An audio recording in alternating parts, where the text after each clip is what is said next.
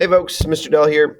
We are looking at a problem that has to deal with similar figures and kind of exploring the area, perimeter, and ratios. So this is coming from CPM's Integrated Math 2, section 8.3.2, number 8-70. So it says assume figure A and B at right are similar. So what does that mean? If they're similar, they're the same, they have the same shape, right?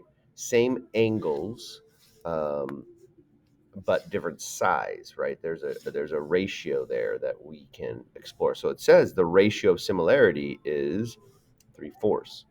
Then what is the ratio of perimeters, right? So ratio of similarity. What we're saying is these sides. So this side and this side would be considered corresponding sides because they're the same side of the similar shapes, right? So again, this side would be similar to the or corresponding to that side. So what this ratio similarity means is, say figure A, this side's 3, this figure is 4. So it's 3/4, right?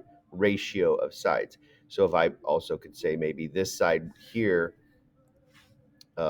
would be 6, then this side would be 8, because 6 over 8 also simplifies to be 3/4. It's the same ratio. So that's the ratio of similarity, and that's what that means. So it wants to know what's the ratio of perimeters of figures figure A and B. Well, if I were to add up all the sides here and then make that the numerator, as well as add all the sides up here, make that the denominator, and simplify, sure enough, it would also simplify to be 3/4 because you're talking about a linear um, ratio, right? So it's not changing in quantity and magnitude. So it also would be 3/4 because it's still just the ratio of sides, just happens to be the sum of all the sides. Okay. Okay. Follow me so far? All right. So that's the answer to A. So B now, it's a different question here. B now gives us a scenario and says if the perimeter of A is P, so now it's saying the perimeter is P for A. What is the linear scale, and it says, and the linear scale factor is R. What is the perimeter of B, figure B?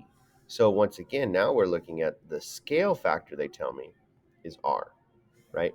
Up here in A, the ratio of similarity was 3/4.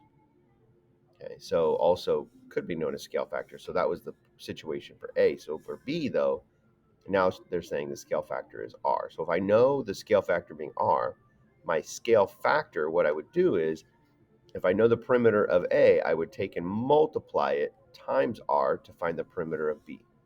So the perimeter of figure B is going to be R times P, being that it's the scale factor times the perimeter. If I know the perimeter, all I've got to do is multiply by the scale factor to find the other perimeter. Okay? And then C, if the area of figure A is A, and the linear scale factors are again, what is the area? well, this is where things change.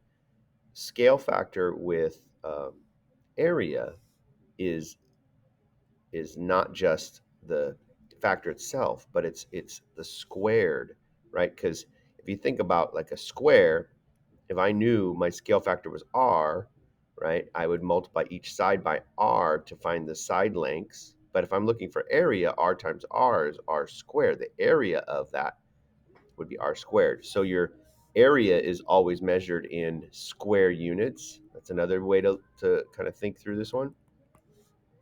So R squared. So we would take and say the area of figure B is going to be the area of A, but multiplied by R squared. So it's R squared times A is how you would look at that, because it's the scale factor squared, because we're in square units and area is that multiplication to find that. All right, there you go.